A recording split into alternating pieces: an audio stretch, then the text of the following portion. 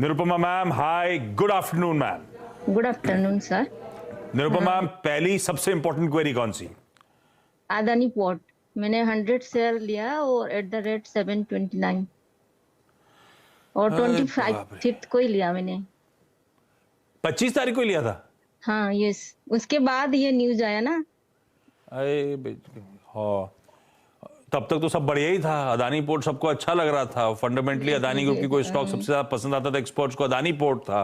Rajesh sir, हाल फिलहाल की खरीद है, 10 दिन में 250 रुपए उड़ गए मेरे। 10 दिन भी कहाँ हुए, गिनती के ट्रेडिंग सेशंस में 250 रुपए उड़ गए राजेश सर। इस बीच में फंस गई। और वाकई 25 तारीख तक कुछ नहीं हुआ था, उसके फॉलोइंग सेशंस में वो अपडेट्स आए और देखिए क्या हाल हो गया। आप इस और निरुपमा मैम एक एग्जाम्पल है बहुत सारे लोगों की अदानी पे क्वेरीज में। और नीरज बाजपेयी अभी कुछ देर पहले सोशल मीडिया लाइव कर रहे थे।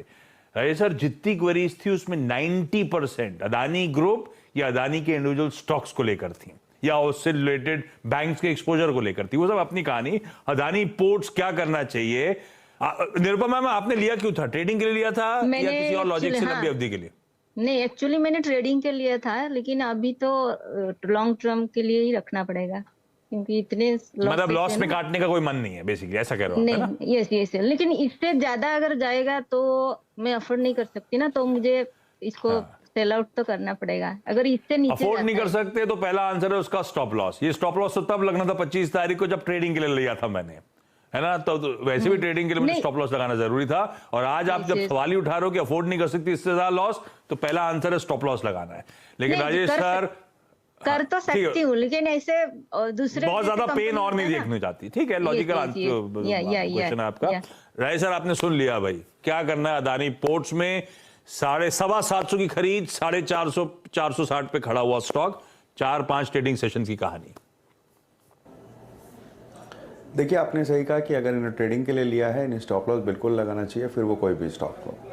अब चूंकि ये गले में आ गया है और इतना बड़ा लॉस हो रहा है, हो सकता है कि ये नहीं निकाल पा रही हूँ, तो मैं ये कहूँगा कि इस वक्त जो दिक्कतें हैं वो किस और फोल्ड होगी इस वक्त बोलना बहुत मुश्किल है। पूरे ग्रुप के ऊपर दिक्कत पड़ी हुई है, लेकिन ख़ास अगर स्टॉक की बात की जाए तो अपने अगर ये मान के चलते हैं कि भारत में इंफ्रास्ट्रक्चर की ग्रोथ हो रही है, पोर्ट्स एंड शिपिंग लॉजिस्टिक्स की बात हो रही है, तो उसमें अडानी पोर्ट एक बड़ा प्लेयर है, no doubt on that. Valuation भी इतनी गिरावट के बाद ठीक ठाक हो गए हैं। और सबसे बड़ी बात अगर आप ध्यान दो तो कल के बजट में जो एलोकेशन हुआ है उसमें एक बड़ा हिस्सा इंफ्रास्ट्रक्चर पे गया है। तो ये एक बहुत पॉजिटिव संकेत है जो कि मुझे लगता है कि इस कंपनी को आगे आने वाले दिनों में बेनिफिट देगा। बट अब चूंकि दिक्कत है कि इस वक्त पूरे ग्रुप में दिक्कत चली हुई है, राइट लेफ्ट एंड सेंटर लोग स्टॉक बेच रहे हैं, शॉर्ट कर रहे हैं, तो इस वक्त हो सकता है कि थोड़ा पेन आपको और देखना पड़े जब तक कि ये स्टेबलाइज नहीं हो जाए। बेहतर स्ट्रेटेजी ये होगी कि इस वक्त अगर आप थोड़ी सी मन को कठोर करो और इसमें निकल जाओ और दोबारा स्टेबलाइज हो, तो फिर उसके बाद एक कॉल ले लेना वो बेहतर होगा। हाँ, ये थोड़ा कठोर कॉल इसलिए कहा क्योंकि हम सबसे लॉस कटता नहीं और आपका तो लॉस बहुत मीनिंगफुल हो गया है, तो ये आपको अब डिसाइड करना पड़ेगा मैम। अब लॉजिकली ये अदानी ग्रुप का एक स्टॉक था जो वैल्यूएशन वाइज बहुत स्ट्रेच्ड था भी नहीं, पिट रहा है इन लेवल्स पे, अट्रैक्टिवनेस और बढ़ गई होगी हो सकता है, लेकिन इस समय सेंटिमेंट ज्यादा डोमिनेट कर रहे हैं लॉजिक को, और वो momentum lose out, steam lose out हो रही है। कहना मुश्किल है कितना और प्रेशर आएगा वाकई। तो ये अब आप डिसाइड करो मैम। बेहतर रणनीति राजेश से सुझा रहे हैं, एक बार निकलें, और अदर अदानी में ही पोर्ट्स में घुसना ही है तो एक बार ये डस्ट सेटल हो जाए, उसके बाद फ्रेश एंट्री करेंगे, तब लॉजिकली कॉल लेंगे, करनी है नहीं करनी, और करेंगे तब डिसाइड करेंगे। ये इस समय ये ज्यादा बेहतर होगा। ये अब आपको ये कॉल लेना पड़ेगा मैम।